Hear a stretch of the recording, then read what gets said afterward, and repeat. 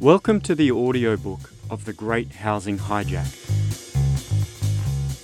Chapter 23, Perfecting Property. A quote. I hope you will understand that when I speak of the land monopolist, I am dealing more with the process than with the individual landowner. I have no wish to hold any class up to public disapprobation. I do not think that the man who makes money by unearned increment in land is morally a worse man than anyone else who gathers his profit where he finds it in this hard world, under the law and according to common usage. It is not the individual I attack, it is the system. It is not the man who is bad, it is the law which is bad. It is not the man who is blameworthy for doing what the law allows and what other men do. It is the state which should be blameworthy were it not to endeavour to reform the law and correct the practice. We do not want to punish the landlord, we want to alter the law. End quote. That's from a speech delivered by Winston Churchill at the King's Theatre in Edinburgh on the 17th of July, 1909. Let's begin. History shows us that lower income households are always financially squeezed by high rents and prices when a property monopoly interacts with unequal household wealth and income. This financial squeeze does not depend at all on the physical design, materials or shape of the buildings enclosed by the property system. Even board games and virtual online computer worlds suffer.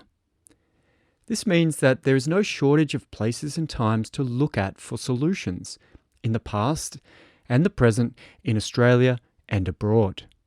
Correcting course starts by acknowledging the symmetry of property asset markets and looking for systems that have successfully navigated its political realities.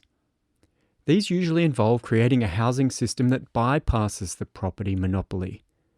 The bypass strategy is akin to improving the housing outcomes on the monopoly board not by changing the rules, but by starting another board game in parallel to give players more options.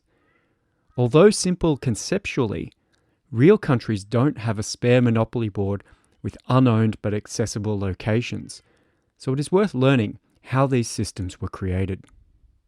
This section's called Europe. In Vienna, Austria in 1928, the average household paid 5% of its income on rent. At the same time in the United States, the average household paid 26% of its income on rent, and Australian renters in urban areas paid around 20%. Rents in Vienna were fixed at their 1918 levels for many years, and rental relocations took place through a central public clearinghouse that rationed homes based on need. This depressed property prices, as did the 1923 housing construction taxes, which funded mass home building by the city government, which has continued to be renewed in the century since.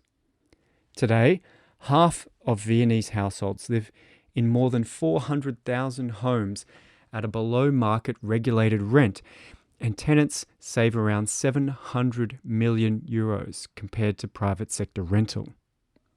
Access to these homes is broad but not universal.